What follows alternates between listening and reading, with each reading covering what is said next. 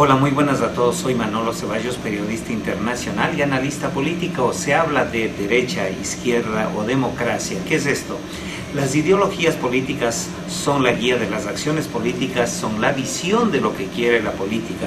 En el mundo de las ideas políticas no existe una teoría política que dé cuenta si la derecha o la izquierda son ideologías políticas. Lo que sí da cuenta es de las ideologías políticas que han tenido vigencia en el mundo: conservadurismo, nacionalismo, liberalismo, socialismo utópico, marxismo, socialismo democrático, anarquismo y democracia cristiana. Socialismo, marxismo y comunismo no son sinónimos. Tratarlos como tales equivale a ignorar sus diferencias teóricas y las disputas que se dan en el marco de la izquierda. El socialismo es en realidad el género teórico a partir del cual surgen como especies el marxismo por una parte y el anarquismo por otra. El comunismo es una práctica política antes que una ideología política, pero en un sentido amplio. El socialismo tiene sus raíces en el socialismo utópico que surgió con Owen en la década de los 30 del siglo XIX, y tampoco se puede ignorar al socialismo democrático que emergió a la faz pública en Europa en la segunda mitad del siglo XIX, al igual que lo hicieron el marxismo y el anarquismo.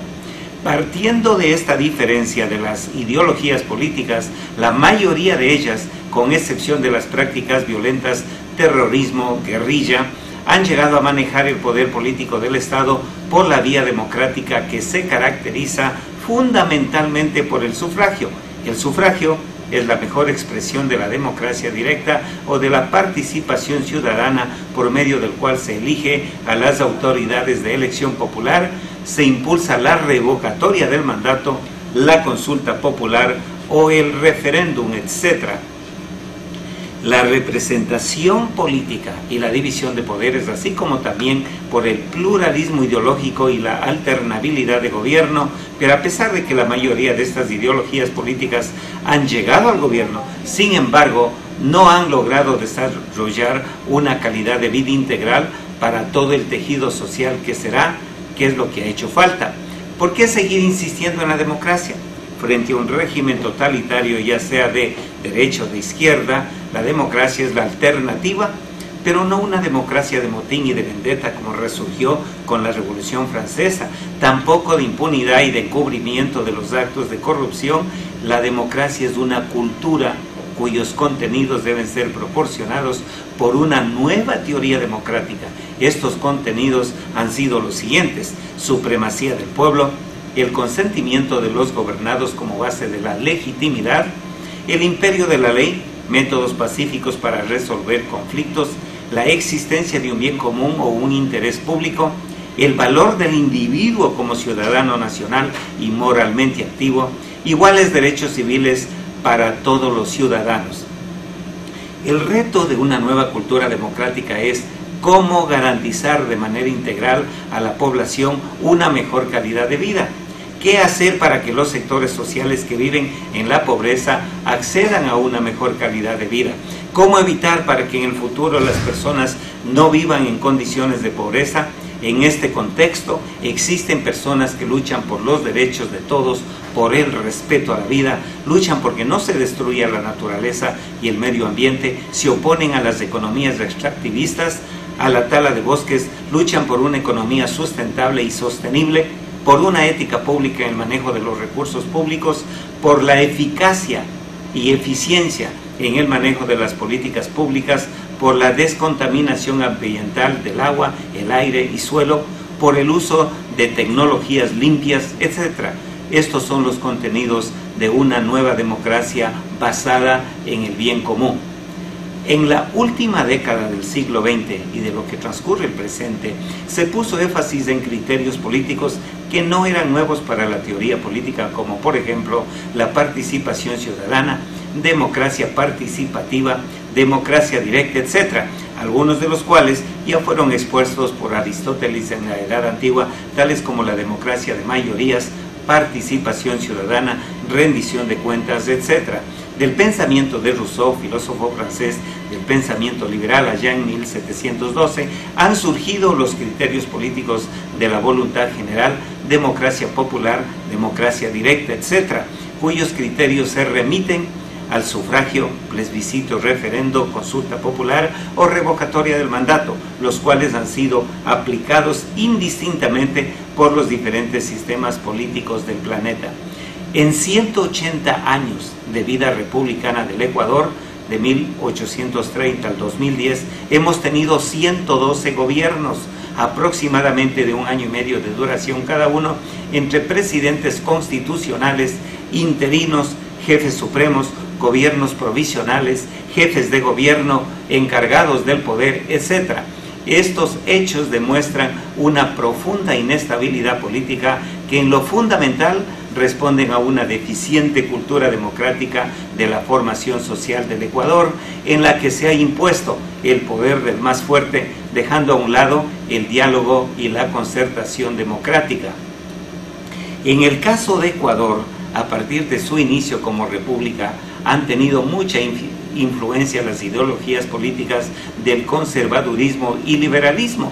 Un poco antes de concluyera la primera mitad del siglo XX, surgió el socialismo de inspiración marxista, quien optó por la vía democrática a pesar de que su matriz ideológica se oponía a este tipo de régimen, al que lo definía como un instrumento de manipulación política de la burguesía o de la clase dominante. A partir de la segunda mitad del siglo XX surgieron las ideologías políticas del socialismo democrático y la democracia cristiana, y en las últimas décadas del siglo, en referencia, aparecieron como cliché en el argot político del Ecuador los términos de derecha y de izquierda, relacionando el primero con las fuerzas políticas conservadoras y el segundo con las fuerzas políticas del socialismo.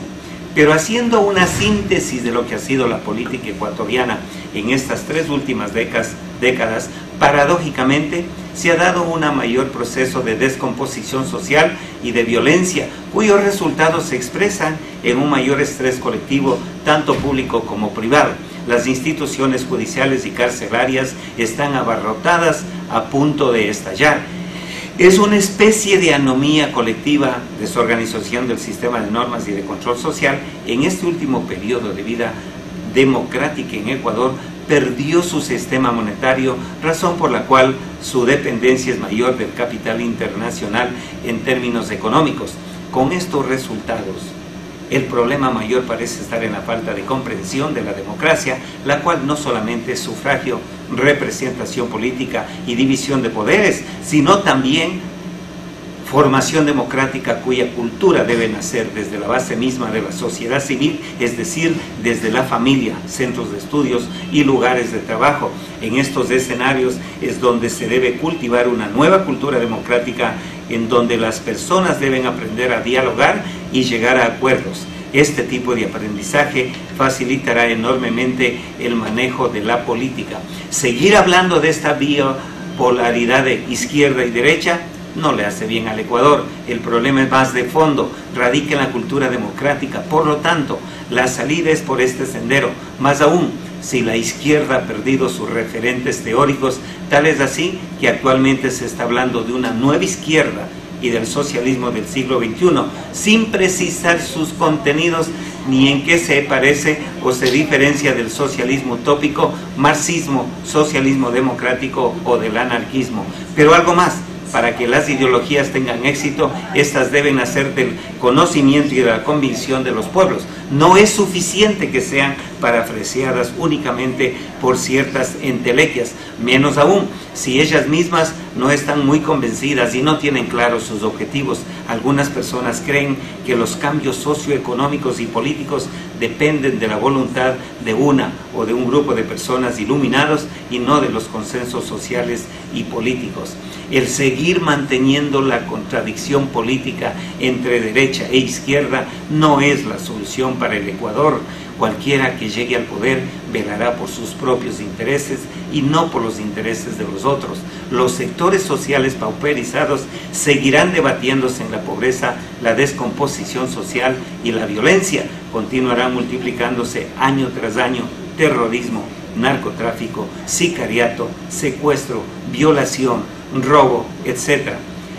Más allá de los clichés de izquierda y de derecha, lo que deben hacer estas posiciones políticas es construir un proyecto político democrático y de consensos de corto, mediano y largo plazo. Por ejemplo, cómo generar empleo sobre la base del desarrollo productivo, cómo mejorar la infraestructura y el equipamiento del país, cómo desarrollar ciencia y tecnología, cómo construir la paz y la seguridad ciudadana, cómo manejar una ética pública en el manejo de las finanzas públicas, cómo mejorar la educación del país bajo principios éticos de eficiencia y eficacia, etc.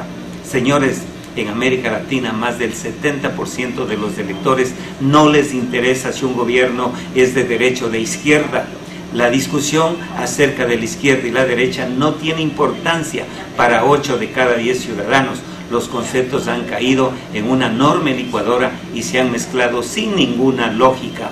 ¿Qué significan dichos datos? De que existe una mayoría de electores, casi las 3/4 partes del total, que tiene otro tipo de expectativas, más allá de querer identificarse con la izquierda o con la derecha. ¿Cuáles son esas expectativas, necesidades o intereses? Es una respuesta que aún queda pendiente. Con el triunfo del mercado de consumo y del marketing, lo que le interesa a la gente política, la clase política, es ganar las elecciones, inventando cualquier eslogan o consigna política. Agradecemos la colaboración del sociólogo Henry Llanes para este comentario. Les comentó Manolo Ceballos.